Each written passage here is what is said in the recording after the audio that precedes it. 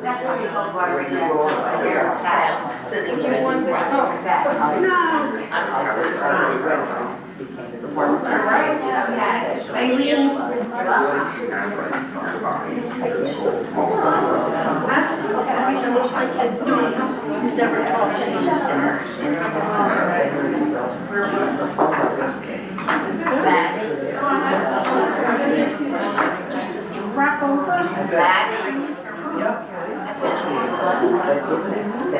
Today I'm 55.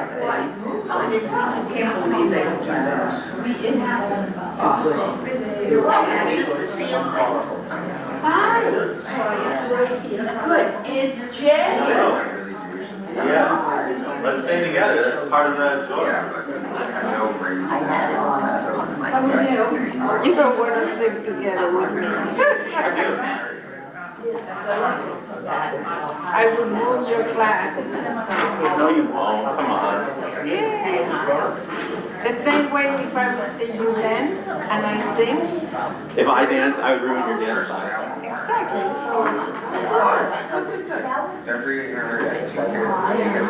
All right, my friends. Welcome, everybody. If you haven't already, and I can help pass these out. Everybody should have a prayer book. If you don't have a prayer book, let me know and I can come bring one to you. Or it looks like Marcia's helping too. Anybody need a prayer book? Okay. I do too. Oh, you could have taken one. Absolutely. I was curious. I agree.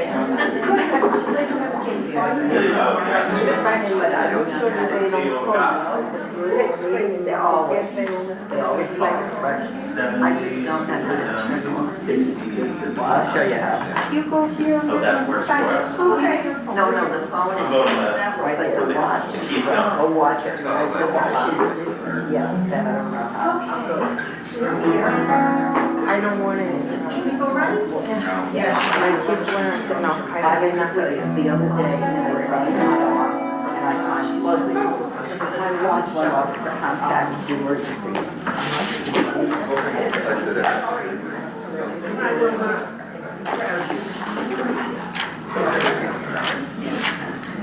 All right, friends. Welcome to another rousing round of Lunch and Learn. I tend to notice not a lot of lunches around. That's okay. We'll just stick on with the learn. For anyone who I don't know, my name is Jake. I'm one of the Cantors here, and it's a pleasure to be with everybody here today.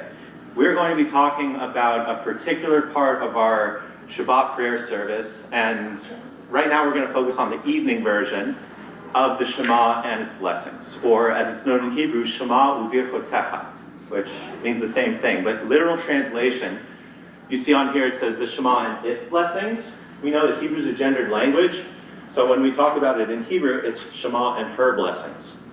And just a quick note on gendered languages, when a lot of these languages were created, it made a lot of sense. And whether it was in literature or in music, there's a lot of gender associations with different parts of life in our world. For example, we say Medinat Yisrael. We talk about the state of Israel. A lot of people say the right to defend herself, not itself.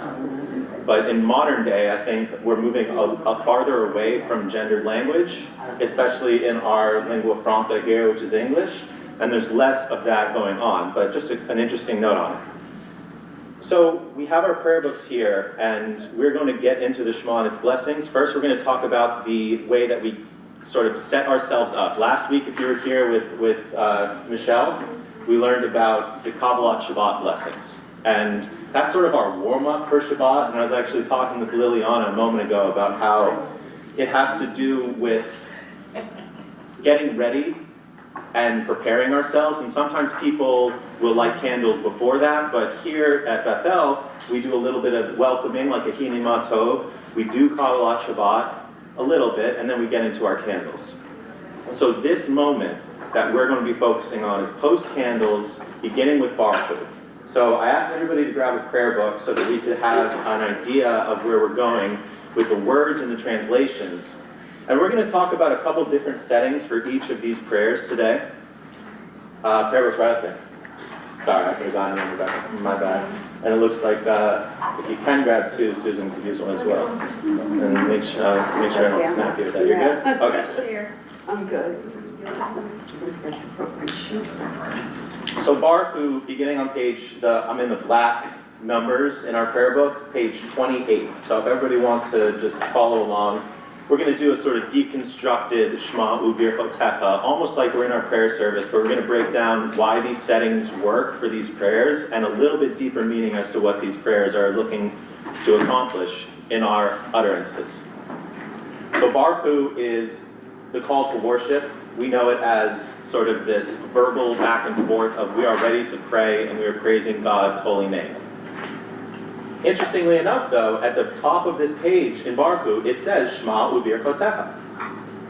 So we would think that this Baruch is part of Shema Ubirchotecha. It is in a way, but it's sort of the introduction to it. It's getting us ready because in Judaism, I don't know if anyone's ever experienced this, but we're always preparing for something. Always preparing. Anybody Mel Brooks fans? Okay, your homework after lunch and learn, go watch a bunch of Mel Brooks movies. It's part of our history. It's huge. So there's one movie, Rabbi Dan and I... Blazing Saddles. Blazing Saddles, Spaceballs. I'm talking Spaceballs. There's a moment where Rick Moranis, who's sort of like the parody version of Darth Vader in the Star Wars parody movie, if you haven't seen it, it's a little raunchy, but it's hilarious. Comb the beach. Yeah, Comb the Beach. So they're out there looking for the protagonists. These are the antagonists talking. And Rick Moranis, a.k.a. Darth Vader, turns to his right-hand man and says, all right, tell him that we have to go somewhere. He's like, prepare to move. And he said, why are we doing all this preparing? We're always preparing. Just go. Just go. And then they go off in the racer and Darth Vader falls over. It's very slapstick. I love it. But when I see that, and when I learned about liturgy in school, there's so much preparing. We can't just get up there and say the Shema, this proclamation of God's oneness.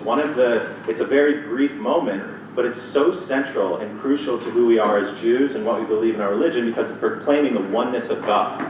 And again, thinking about the contemporary application of all these prayers, when these prayers were written, and even so still today for some other religions, oneness of God is not commonplace. Judaism is so ancient, and at its inception, it was looking to separate from the Canaanites. And the Canaanites had a multitude of gods. And so you'll notice in the progression of the Torah, as you go through, there's mentions of Elohim. Elohim is a plural word, and so modern rabbis justify it by saying, no, it doesn't really mean that, it's not really plural, but we know with historical context, it was plural, because at the beginning of Judaism, it was, our God is one God, the most powerful of all the gods. But then later, as we move away from Canaanite mythology, and especially in the nomadic travels of the Israelites, these people had been enslaved, they had not had good access to education for generations. There was no sort of remembrance of this Canaanite mythology that had this big circle of 30 gods. And so, instead of saying the most powerful God of the gods, Shema Yisrael, there is only one God. There are no other gods, don't even think about another God, don't even look for another God, there is one God. And that continues on in the later publications or writings of the Jewish people in the Mishnah, which is the laws that were extrapolated from the Torah text, and the Talmud, which combines a little bit of Mishnah, a little bit of Torah, and a lot of commentary of rabbis over the centuries. So just a little bit of context why we need to prepare to say this Shema. Such a quick prayer compared to, let's say, Ahavat Olam or Ma'ariv Aravim. But it is one of the most important parts, because without this oneness of God, we're really not Jews. The oneness of God, the monotheism, is essentially what Judaism's power came from, because it was separating, again, from the rest of the religions of the time. And still today. So jumping into our main focus here, we have the Shema and its blessings. So we have these three blessings, Ma'ariv Aravim, which if we turn our pages one next to page 30, in the black, we have Ma'ariv Aravim.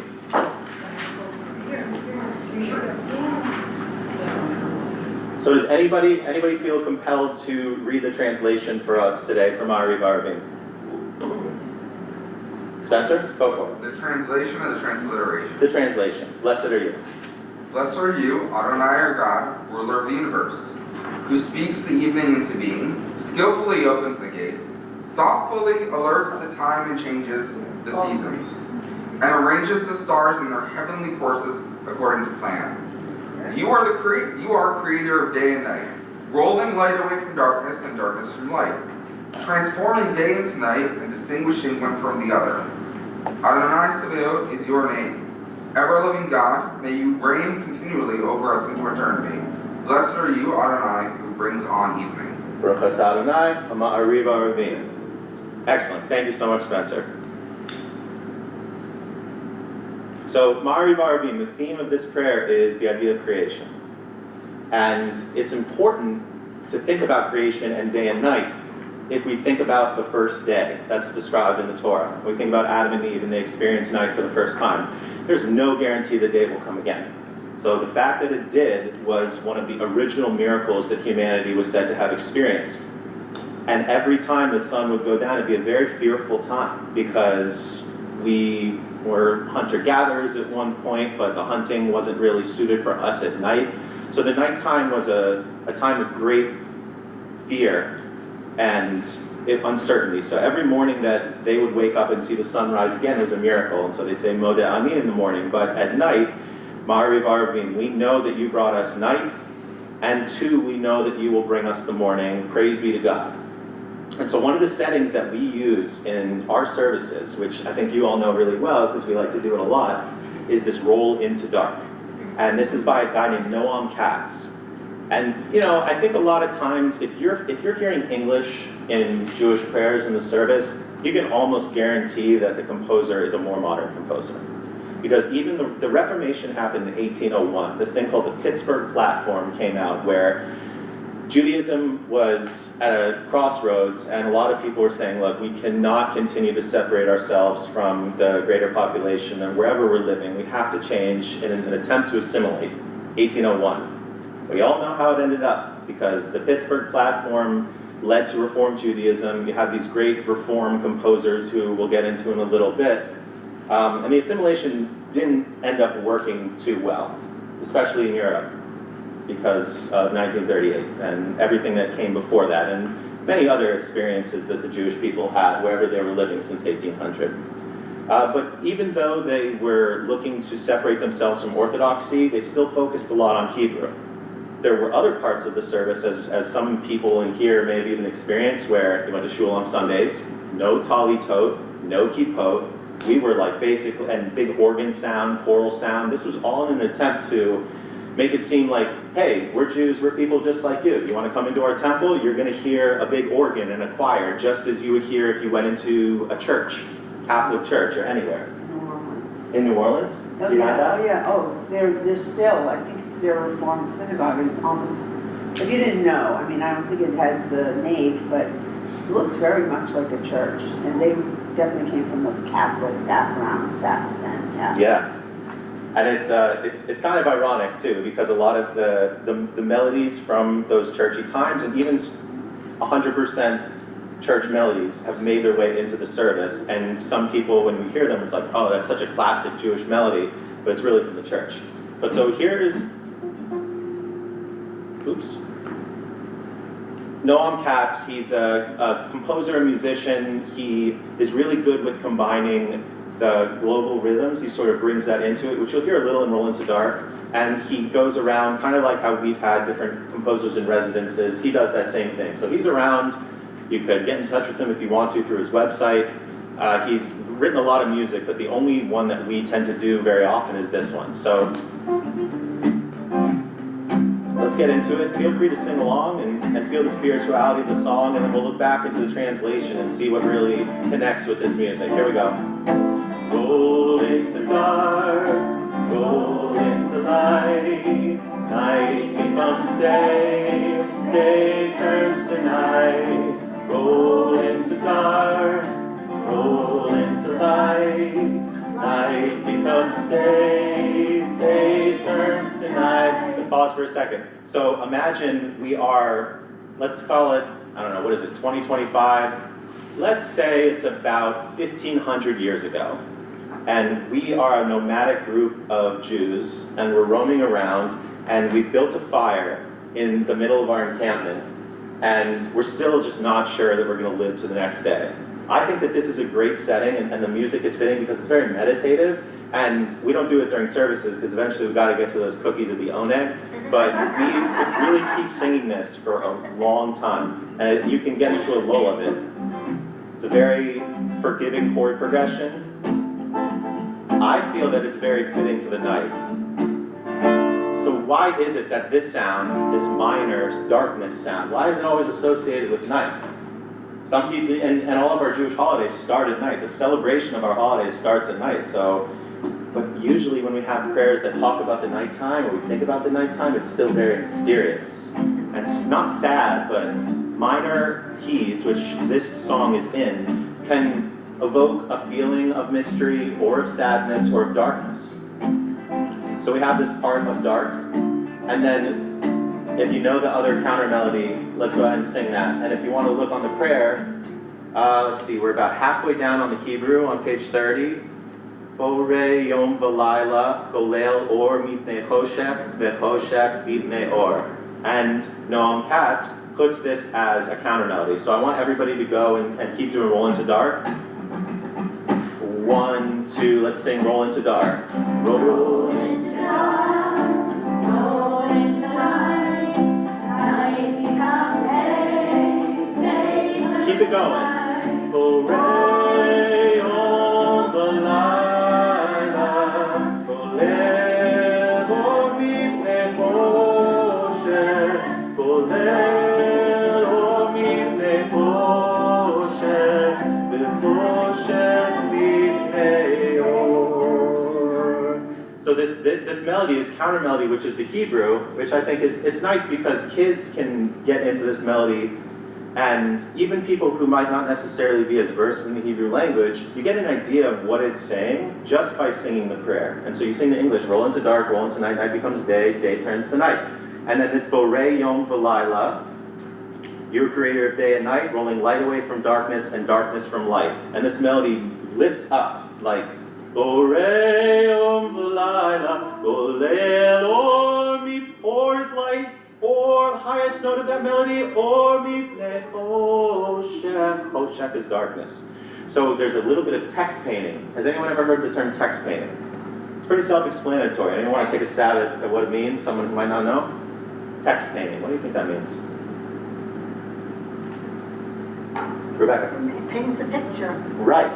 And it uses the words Right, so to paint the picture. to paint the picture, exactly. So this is a beautiful setting. I think it's a brilliant move by Noam Katz.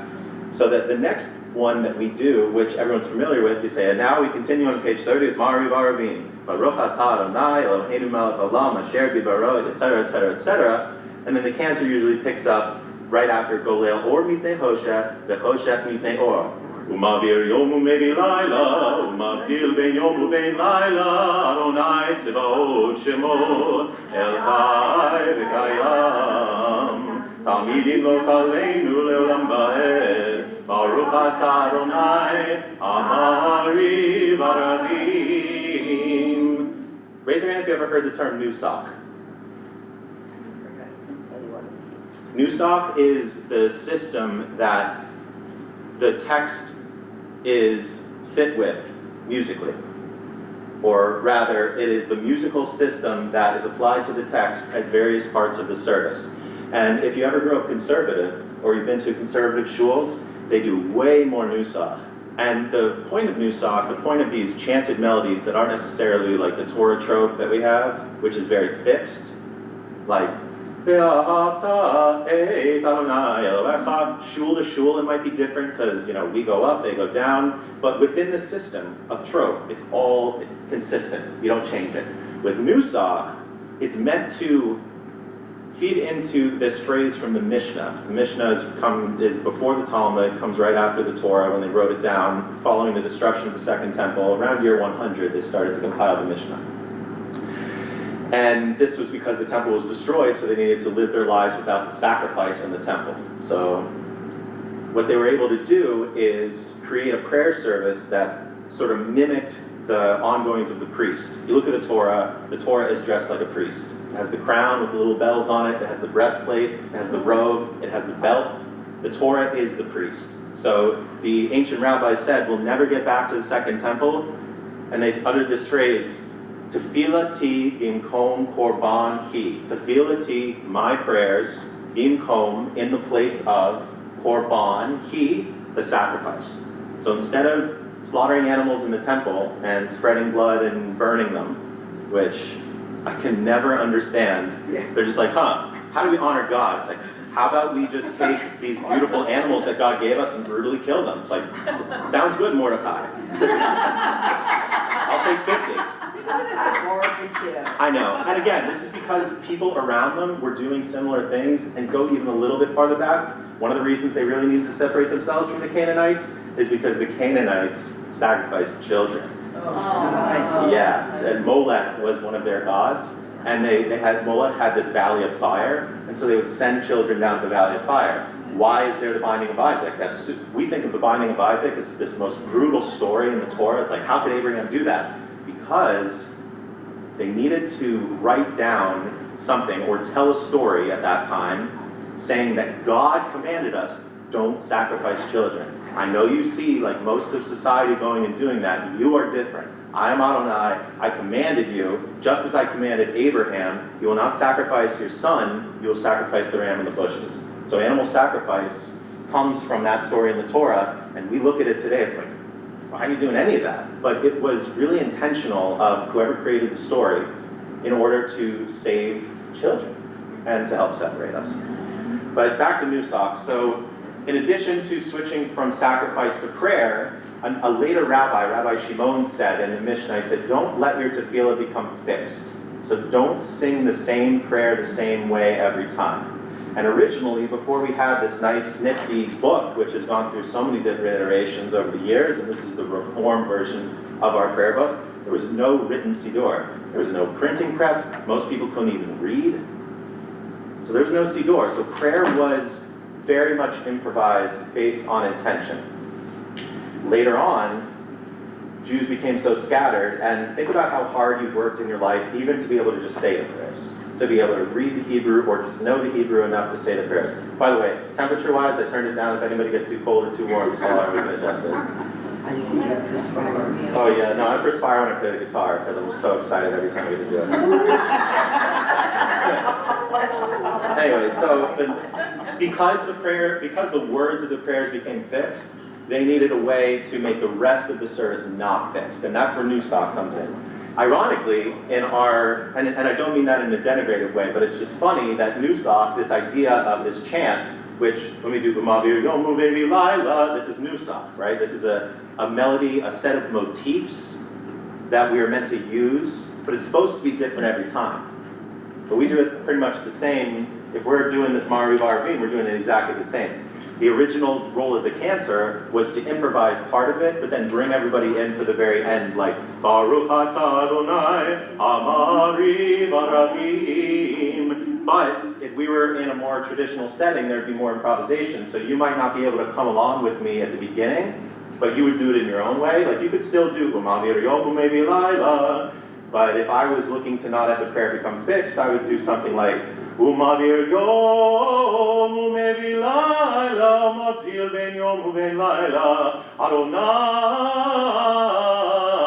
Tzivaot Shemo El Chai V'Kayam Tamid Yom Al Kaleinu Le'olam Va'ed Baruch atah Adonai Amari Varavim. Yeah, I like that. Let's do that. Let's do that. Sometimes I want to change it up a little bit, but it's important. Why do you think we all come in at the very end? What are words that are important at the end for us to come in? Brings on evening. True. That's a really important. It's all about God. So what? Yeah, this Baruch atah Adonai. Baruch atah Adonai. We all come in to say that because it's important that we're doing. The rest of this is just sort of a description. You bring on evenings, you bring on the day, you protect us, you're the creator, you're this. Great. It's like a laundry list of all these amazing things God has done. And until we say, Baruch atah Adonai, blessed are you, God, Hamariv Aravim, who brings on the evening. Then we are entering into that prayer mode and we're saying the actual blessing, a bracha, right? A bracha is a blessing. Interestingly enough, what's at the beginning of this prayer? Same thing, right? So the other part, so we did a little bit of Nusach here. We're going to move on now. Flip one page over, page 32. Any questions on that? Yeah, Pat. Always during the service, they don't say that last line though. When we get, everybody finishes, then it says, everybody sings it, but nobody in this temple sings it. I'm the only one who hears it in my head because it's going over and over for years. That's what, I hear it. Interesting. So I'm singing it because nobody else sings it. I'm sitting in my hands. Let this be a proclamation that anybody who feels moved to sing it shall sing it. I And sing it because you sometimes sing it. Hamariv The very last Aravim. line is part of somebody's service that I've been to. So if you hear it, sing it. Yeah, I'll exactly. sing with you. Exactly. Any other thoughts on Hamariv Aravim before we go on to our next prayer? Is there a way to make it warmer in here? Warmer? Yeah. Marley, can you kick it back up to 70, please? Thank you. I actually am feeling chilly too, so I'm glad you said something. Back up to 70, that's very entertaining. Or actually, well, you know, the air conditioning units here tend to undershoot. So if you put it at 70, the room goes to 72, and 69 is 71, or I don't know. Hopefully that'll do something for it. It's not a perfect science here in Florida. I'm a 70 type of person, 69 when I sleep. People telling me they keep it at 77. I'm like, are you a lizard? Oh my goodness. To each their own. To each their own. Okay. There's science saying you stay better in cold. So I Oh, it's just turned off. Hallelujah. All right, friends. So here we are on our next prayer. Let's all turn to page 32 in our prayer books. Say again? Page 32? 32. All right. So this, Ahavat Olam, we have the eternal love of God and God's gift of Torah to the Jewish people. What does it open with? What's the opening here? Ahavat Olam, Beit Yisrael, Amcha Havta. No Baruch Atah Adonai. That's a definite difference between Ma'ariv Aravim and Ahavat Olam, is we're not starting with that bracha. Why, you might ask? Because whoever wrote the prayer decided it. There probably are some interpretations from rabbis of why they think it, but it's really, these prayers were not compiled by the same person. The Torah, and this is a reform, but very objective and historically based view. The Torah was compiled by a bunch of different people. Orthodox, if you ever get into if you get into that with people who are Orthodox, they say, nope, it was written by God, given to Moses, Mount Sinai, carried through an oral tradition, eventually written down, and has been unchanged since. If you think about the news these days, and you think about the majority of media that we consume, it's tainted by human imperfection. And so I would like to believe that there's maybe this group of, you ever seen the movie, what is it, The Untouchables? Or it's like a movie about these people that can't be bribed. I don't even remember what the movie is, but Untouchables? No, that's not it. It's not it. But you know, there's some movie, I forget what the movie is. My dad talked about it one time. But basically, the main point of the movie is that there's this group of people that cannot be moved, cannot be bribed or corrupted. That's why it's a movie. I mean, we're all good people, in general. I mean, we don't know, yeah. I tend to think that prior to any recording or written word, all of these prayers got evolved as they traveled, because there was a lot of separateness. People might not have gone, from village to village as much, and everything evolved based on the I'll quote, storyteller or the priest or whoever. 100%. Yeah, and it's only because time passed that they codified the prayers and canonized them into the book like this. And Sephardic communities and Mizrahi communities, they have different parts of the service that they add on. We'll take a look at that as we go later in the service. That's such a good point, Maddie. You're absolutely right. Absolutely right. Spencer, yeah? Do you think it's possible that given it was an oral tradition, based entirely on memory from generations ago that there are pieces of the Torah that are written down that we just missed? Yeah, there's something called the Apocrypha. Anybody ever gone through the Apocrypha?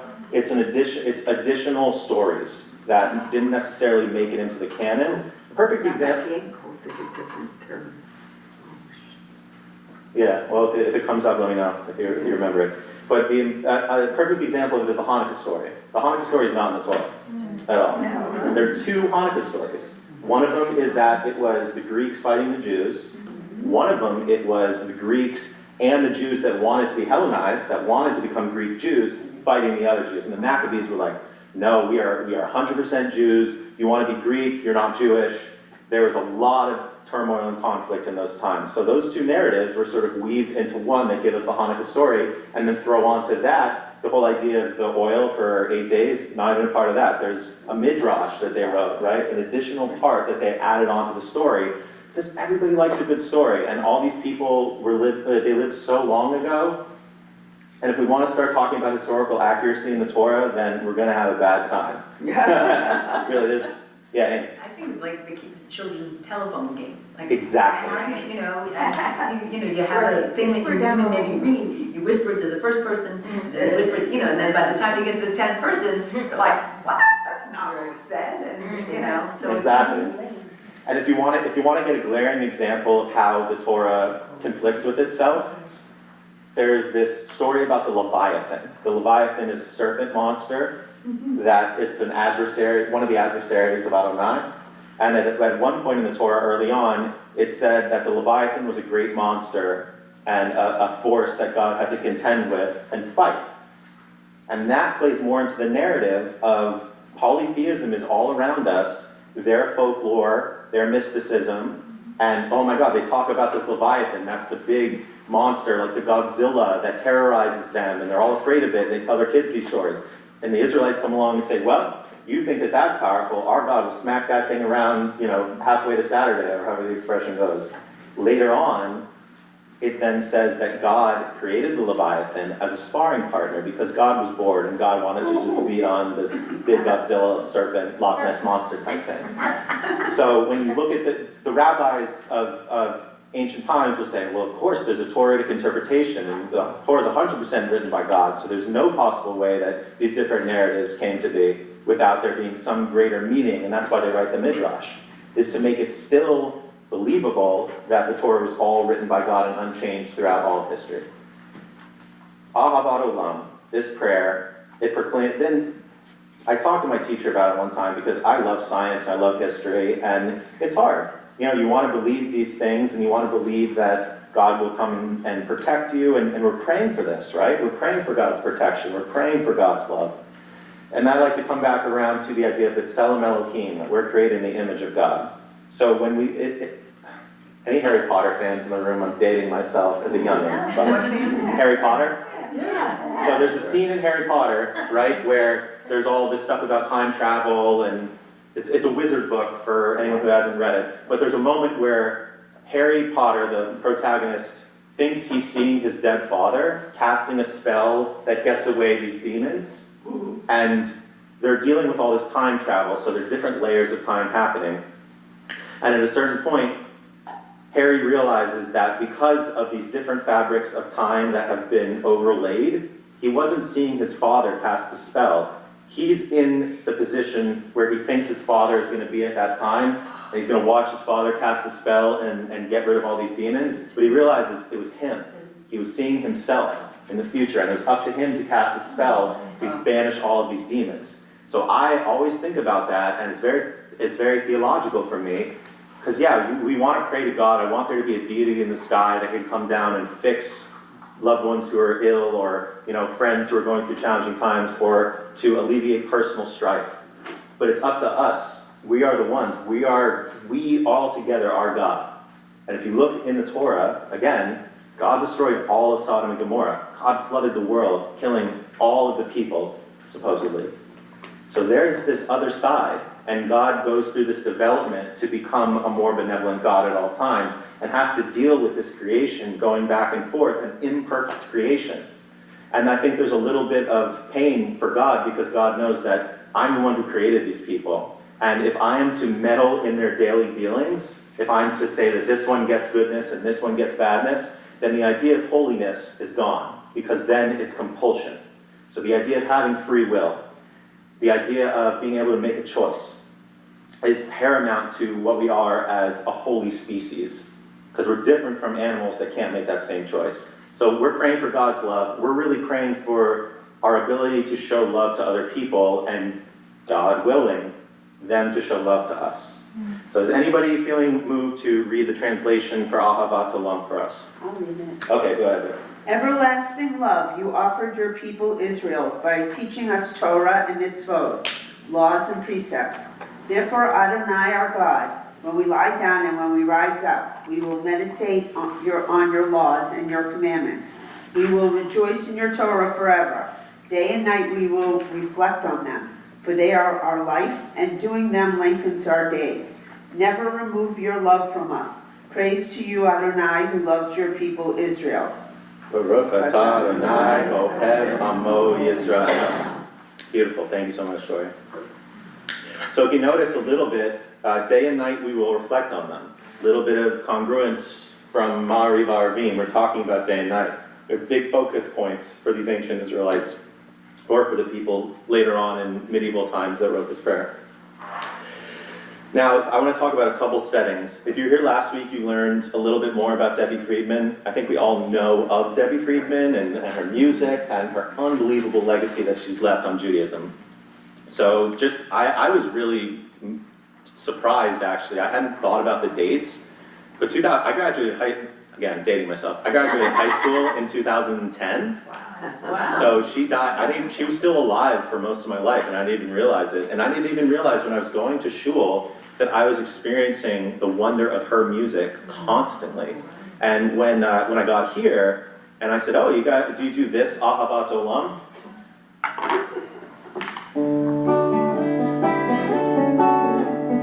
Ahavat Olam, right? And they're like, yeah, that's old school. I said, what? I said, that was from my childhood. I didn't realize it was old school, but her bringing the guitar into worship was revolutionary, and she made it legitimate. I mean, people, of course, have probably tried to bring guitar into worship, they're brushed off. The way that she not only married the text to the music, brought the energy, but also wrote her own settings of liturgy. She has her own music, and we'll see that in one of her other settings that we're going to look at in a moment. But she was not just a composer of music, she was a composer of liturgy. And I think as powerful as some of the people that wrote the prayers in this book that we have in front of us today, she really had a grasp on how to reach people. And when we're thinking about religion, we're thinking about organized religion, of people coming together and saying prayers. Is it more important to do it by the quote-unquote book, or is it more important to gather the most amount of people to unite them with a shared intention and to give them a moving experience that they can look back on and think about the community that they experienced? I believe it's the latter. But, there's to each their own. There are plenty of people who really value doing things by the book. Like, I'm going to wake up, I'm going to daven Shachrit, I'm going to daven Mincha, I'm going to not touch my phone or electronics on Shabbat. Everybody finds their spirituality in different ways, but I think that we found ourselves in a Reform shul because we do value community and we value this shared, powerful experience that doesn't necessarily have to go by the books, because again, a lot of these rules were written when they were still wandering or still slaughtering bulls in the temple and spraying blood everywhere. So it was all for a different time. It's like taking the Constitution literally today. It's a tough time to do that. It's not really uniting people in the way that we would hope. Her influence is everywhere, and I want to just think about God's love. I want you to think about the meaning of the prayer as we sing through a little bit of this Ahavat Olam. And then I'll just want to talk about something at the very end, this Ohev Amo Yisrael. A lot of people don't sing this one either, I think, or we don't really hear it from the FEMA, but I hope that you're singing or just enjoying it in your mind, so here we go. Ahavat Olam Beit Yisrael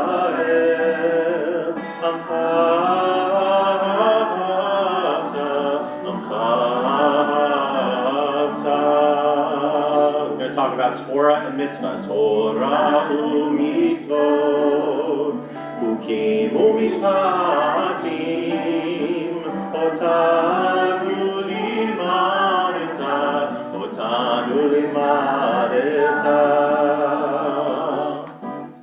Al kein Adonai Eloheinu v'shofeinu, kumenu na'asiyach v'hukecha, v'nismach b'divrei Toratecha, u'mitzvotecha le'olam va'ed. And then it repeats the same, yeah, exactly. It's hard to stop, no, you're good. This is one of my, I love teaching, I love going over these settings, but as a musician, it kills me when I have to cut the song short. I will never get through everything. We got so any thoughts, any reactions to the meaning of the prayer and the melody that we just sang? Did you say before you started it that this is an unusual melody?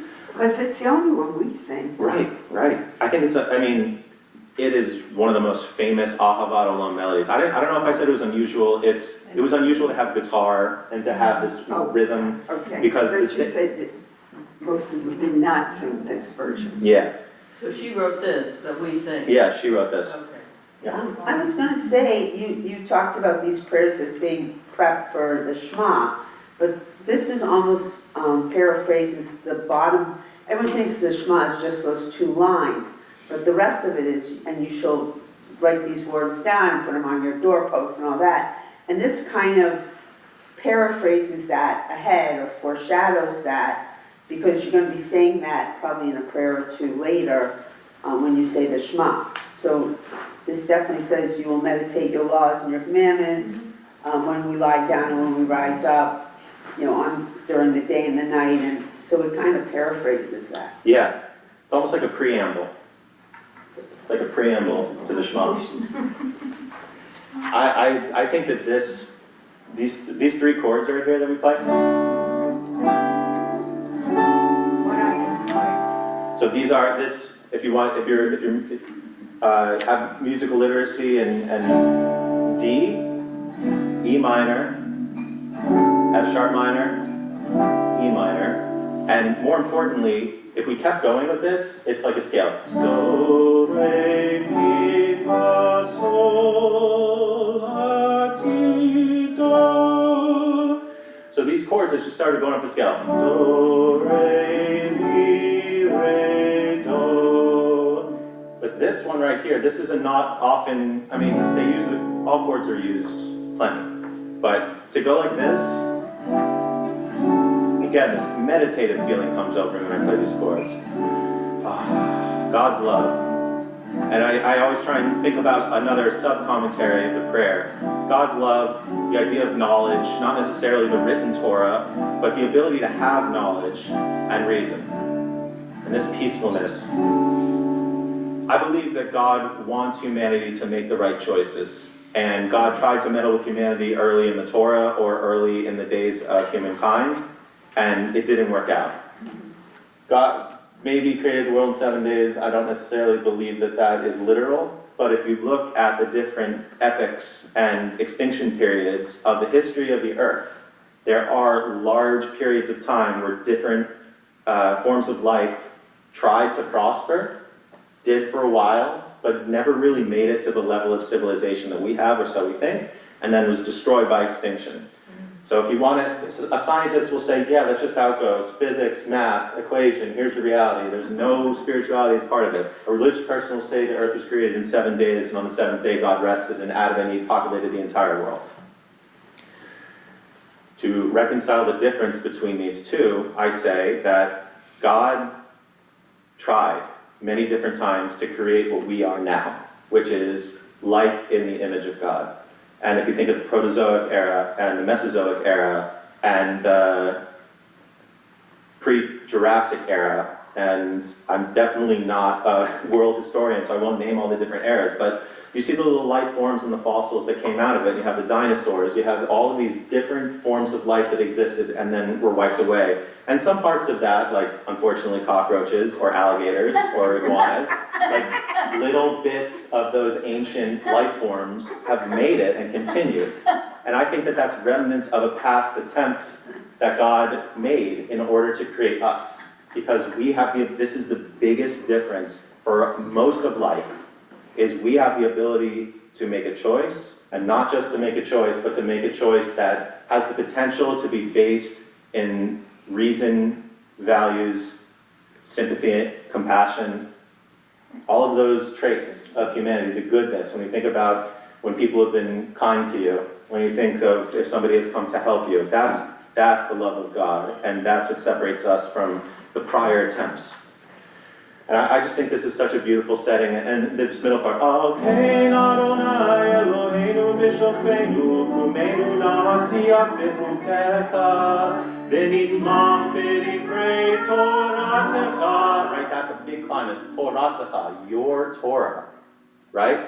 Saying we will rejoice in your Torah forever.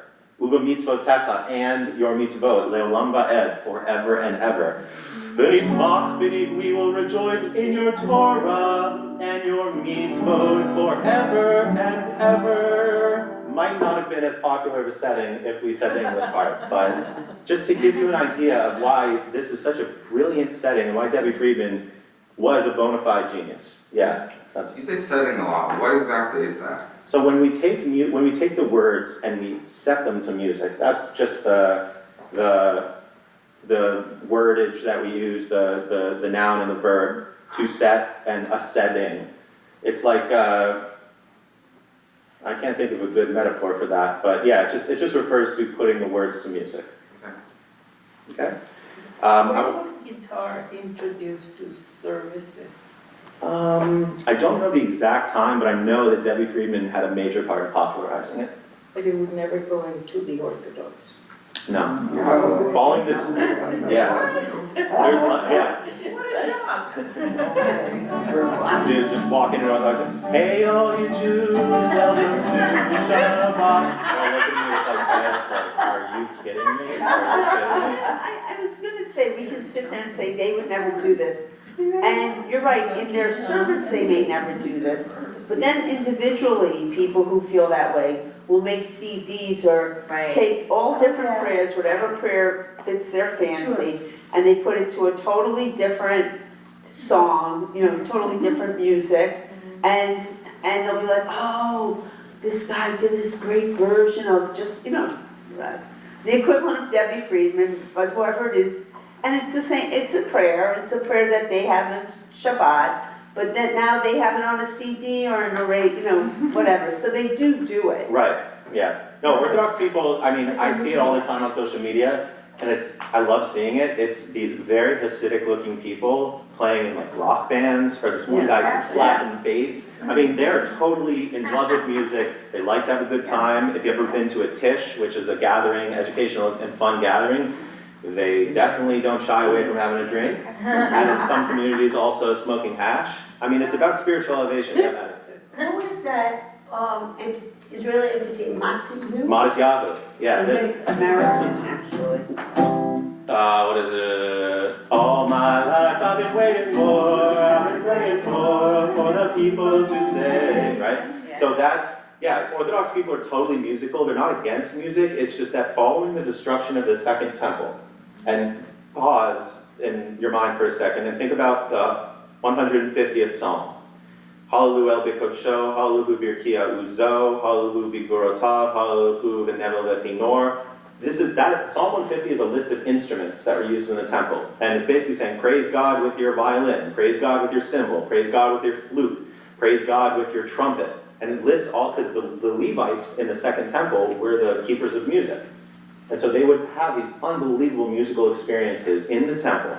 And there's no Orthodox Reformed Conservative at that point. It's just Israelites in Israel, Judea, and they're making this music.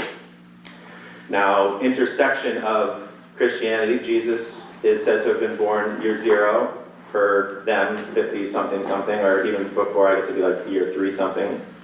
But he's said to have been crucified in Common Era 30, and then the destruction of the Second Temple happened in around Common Era 70.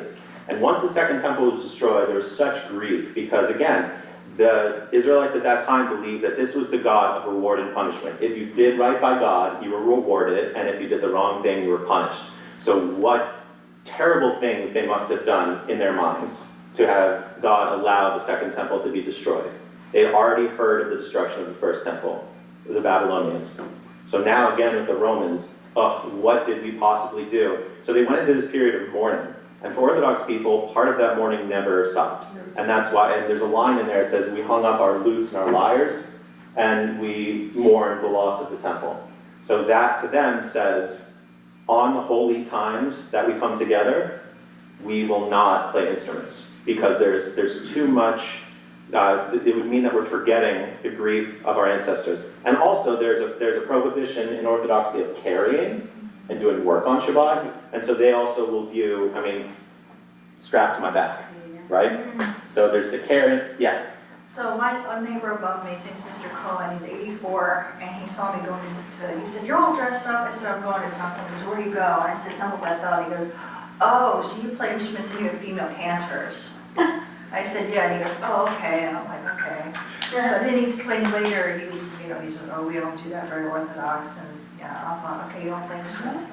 Yeah, at another lunch and learn, we can go into why I think, and thank you for that, Tara, we can go into why the prohibition on women singing is a big thing in Orthodoxy, and I'd love to have an Orthodox person here to be able to debate me on this, because I've debated people about it before, but it's purely based in sexism. It's because they feel that, of course, obviously on the surface, it's like, how could that not be? But even the justification for it, it's that they fear that if men above bar mitzvah age hear the sound of a woman's voice, they'd be too aroused to be able to focus on the Shema. Yeah. Well, we'll take care of And you know what I say to them? She must be a really good singer then. All right, moving right along. So I want to be sure I get through all these settings. We got about 10 minutes left. So we're moving on to the pièce de résistance, the main focus of why we're here today, and that's the Shema Ve'ahavta. So this proclamation, we sort of already got into it. It's the oneness of God, and this is what makes us Jews, as opposed to another religion that might invite even different interpretations of the same one God. Like in Christianity and Islam, Islam is pretty monotheistic as well-ish. Christianity, again-ish. Because they have these different realizations of God. You have, in Catholicism, you have the Trinity. Other Christian groups, they have still Jesus as the Son of God. And in Islam, the way they refer to their prophet Muhammad, it's not just like we don't go around saying, "Oh yeah, praise Moses, praise Moses." Like there is actual praise akin to a God that goes into how Muslim people view Muhammad. That is, I believe, and others do as well, more elevated than any of our prophets and how we talk about them. Because our prophets, like in the story of Passover, it never mentions Moses as the savior. It's always God. So this focus on monotheism in Judaism is a lot more detailed and a lot more stringent than other religions when they have their monotheism, which is, again, a little bit more interpretive in monotheism. Same God at the top. Allah, Adonai, God to Lord, like to the Christians, the same one God. But they just have different levels of their offshoots. So Baruch Shem, again, Reform versus Orthodox, in Orthodox circles, they don't say Baruch Shem all the time. And in conservative and also traditional settings, they'll whisper. They do, Shema Yisrael Adonai Eloheinu Adonai Echad Baruch Shem. Like an undertone. The choir was taught that a couple of years ago. Really? But the Cantor sing it out loud, so it's always surprising to me because Michelle used to sing very quietly. Yeah. I noticed that the Baruch part, Baruch Shem, you sang it once and then the Cantor sang it again. That was Usually like High Holy Days. Yeah. Yeah, High Holy Days that happens. And on High Holy Days, a lot of composers who have written settings of the Shema, like we do this, Shema Yisrael, Adonai Eloheinu, Adonai Echad. Because the High Holy Days is meant to be elevated, so there's supposed to be this grandeur and this solemnity that comes with that. So the minor version of the Shema comes out. But then, Baruch Shem Kevod Malchuta. The Shema is the real moment. Baruch Shem is a later addition. And we, as you see, if you turn to page 34 in your prayer books, you'll see that we have them equal. Baruch Shem and Shema Yisrael are both the same size, but the main part across 2 pages on the top in that large blueprint is just Shema. So Shema is the real crux of what we're looking for here. The famous one that we sing all the time is by someone named Cantor Solomon Zulzer. Anyone ever heard of Zulzer? So we have this Shema. Shema Yisrael Adonai Eloheinu Adonai Echad. Where else do we hear that same melody? Let's say that this is in Shema Birkat. Does anyone know where else that we sing this? And if no, then I can give you a quick hint. It's right before. Dun, da, da, da, da, da, da, da. We're marching around with The Torah, right. So it's the same Shema, but we change instead of Baruch Shem, we do Echad Eloheinu Gadol Adonenu Kadosh Shemo. Echad Eloheinu, our God, one God. Gadol Adonenu, a great God, our Master. Kadosh Shemo, holy is his name. And so Zulzer not only wrote that, but he wrote this. You might have recognized this if you grew up in a Reform shul and you heard a different Torah service. We do this. Ki mitzion tetzei Torah, right? But you don't have to stop yourself. It's okay. I want people to sing, and I can't tell myself either. But Ki mitzion tetzei Torah, Ki mitzion tetzei Torah, right?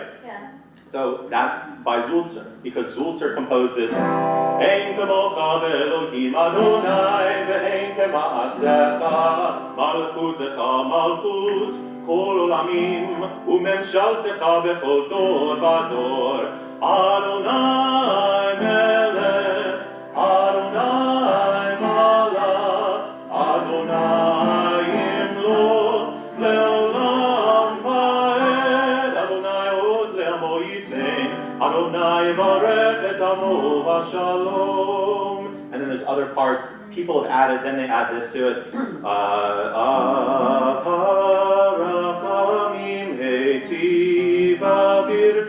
Right? But then eventually it comes back again to Ki mitzion Zulzer Teitzei. So he was born in Austria. He was appointed the chief cantor of Vienna, 1826. So 1826 puts him as a contemporary of people like Felix Mendelssohn, Franz Schubert. Franz Liszt was a little bit younger than them, but it was said that Schubert and Zulzer knew of each other. Franz Schubert was a German composer, one of the greatest composers to ever live. He wrote so many songs. He wrote Ave Maria, gratia plena, in addition to hundreds and hundreds of songs. He was outstanding pianist, composer, and he knew of Solomon Zulzer and Franz Liszt, who was one of the greatest. He was like the Paganini of piano, one of the greatest pianists to ever live. If anyone doesn't know Franz Liszt, I'd recommend you check out some of his music. It's beautiful, but it's a little grandiose for me. I prefer Mozart and Beethoven, but undeniably one of the greatest pianists to ever live. And he knew of Zulzer as well, and he was very impressed. The Shir Zion series was a compilation of a lot of choir music. And if we're remembering the Reformation, we're thinking about the idea that Judaism reformed itself in 1801. So look at his date, 1804. So 3 years after Jews came together and said, we need to make Reformed Judaism, this guy was born. And today, in 2025, we're still singing his Shema. We're still singing his, I mean, not here, but a lot of places do, the Ki Mitzion. And he has hundreds of pieces, and it's for organ and 4-part choir. An unbelievable figure in Jewish music. So we know his, and we're gonna close out today with one of my absolute favorites, by Debbie Friedman, because I think there's only one Shema melody that can sort of hold a candle to Zulzer and evoke a sense of oneness of God. But in this Shema, it's very Shema Yisrael. It's beautiful. It's perfect. There's a reason why kids love it and can sing it. It's one of the most accessible wonderful melodies we have. This Shema is a little bit harder in terms of its musical content, but I think it evokes a similar feeling, and if not, in some ways, a different, not more profound feeling, but something that's remarkable. And so if you know it, sing along. Shema Yisrael Adonai Eloheinu Adonai Echad. Debbie Friedman, again, just brilliant, just brilliant. And then it goes on because, as Dory was saying, the Shema is the proclamation, the initial, the synopsis, and then the Ve'ahavta seals the deal. We then proclaim with the Ve'ahavta, we will love God with all our heart, our mind, our soul. Keep these intentions at the forefront of your mind, speak about them at work, all of that. So Debbie Friedman, after the Shema, added this part of it too, which I think is remarkable. And you shall love Adonai your God with all your heart, with all your soul, and with all your might. And all these words which I command you on this day shall be in your heart, shall be in your heart. And it goes on. Yeah, exactly. We got the choir here. So that is, then there's an antiphonal part, and you shall love Adonai your God with all your might, with all your mind, with all your soul, and with all your mind, with all your mind. So the idea of the antiphonal, right? The whole point of this is our liturgical flow and our emotional arc. We have Ma'ariv Aravim, creation. We then are able to express feelings of love with Ahavat Olam. And then we talk about the unity, the oneness of God with the actual Shema. And we keep going to make that a sealed contract with Ve'ahavta. And then following it is the Emet Ve'emunah, which we didn't get into as much. They're not allowed to set as many settings as we do here. But the end of Emet Ve'emunah is Mikamocha. So Emet Ve'emunah talks about we hold these truths to be self-evident that God is our God and there is no one above God. And at the end of that, well, why is there only one God, and why do we only focus and worship this one God? Because Moses and Miriam were standing at the edge of the Red Sea, and God came down and blessed them and split the Red Sea, and they were redeemed. So this emotional arc, we have these musical settings in order for us to go through the different points of the history of the Israelites and their relationship with God. But at the end of everything, and the end of our prayers, the most important thing is that we utter them. So your voices, when you sing, doesn't matter if you know the setting or not, that you take an air, you make a noise, and you let it out. That is the most important part of what we're doing here. So thank you everybody for coming and learning.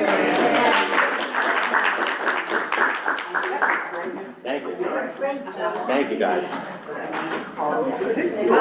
Yeah, it is. Thank you. Yeah, I got it. Don't worry.